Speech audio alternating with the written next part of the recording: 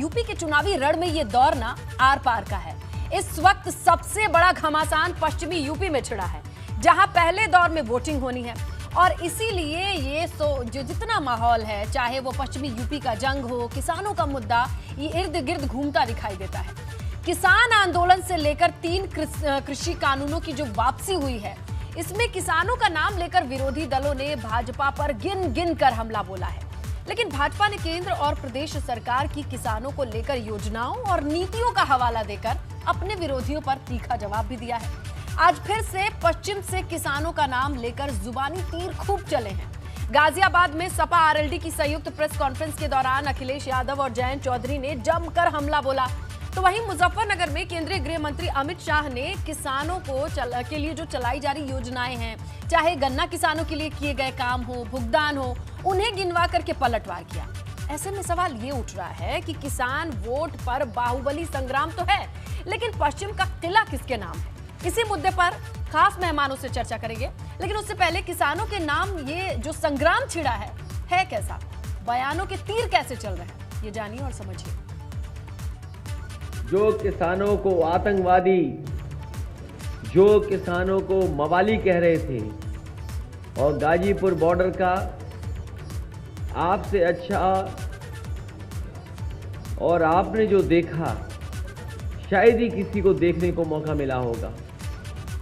किस तरीके से गाजीपुर बॉर्डर सील किया गया, कीलें लगाई गई, बोल्डर्स लगाए गए, न जाने कितनी फायर ब्रिगेड, न जाने कितनी पुलिस, और उसके बावजूद भी किसान न गाजीपुर बॉर्डर से हटा, ना टिकरी बॉर्डर से, और जहां जहां बैठा था किसान वहां बैठा रहा और इंतजार करता रहा कि कब सरकार उनकी बात मानेगी।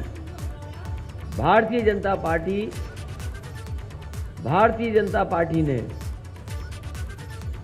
जो कानून वापस लिए हैं, आज तक किसानों को नहीं समझा पाए।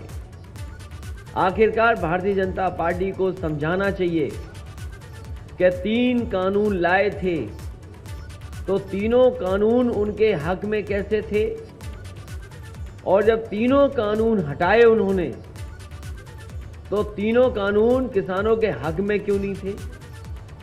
आखिरकार भारतीय जनता पार्टी ने किसानों को अपमानित क्यों किया?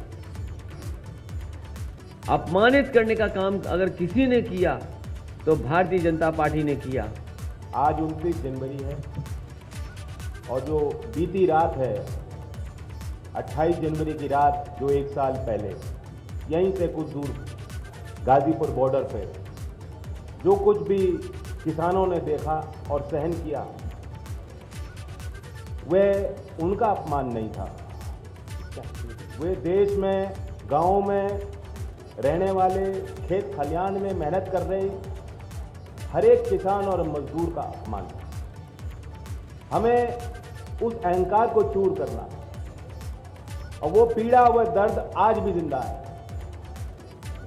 कानून वापस हुए हैं, लेकिन जिस तरीके से लखीमपुर में किसानों को कुचला, और जो तैयारी 28 जनवरी की शाम को सरकार और सरकारी गुंडों ने कर रखी थी, यहीं लोनी के भारतीय जनता पार्टी के विधायक की जो मंशा थी, कोई भी किसान बिरादरी से आने वाला व्यक्ति उस बात को भुला नहीं पाया। बात करते थे किसान की। अखिलेश भाई, आपका और सपा का 10 साल सरकार रहा, पुरानी छोड़ दीजिए, विशुद्ध सरकार 10 साल रही।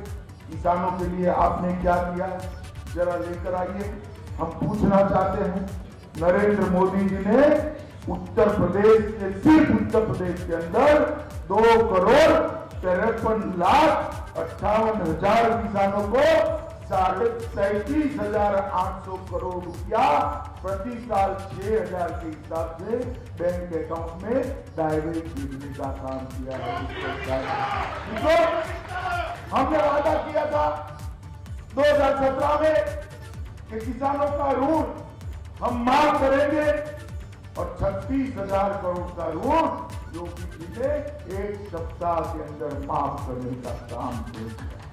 लगभग 1,48,000 करोड़ का गन्ने का भुगतान ये भारतीय जनता पार्टी की सरकार ने पहले सालों तक हमें मालूम है उत्तर प्रदेश में 42 चीनी मिलें थी, 21 बंद करा दी। किसने कराई?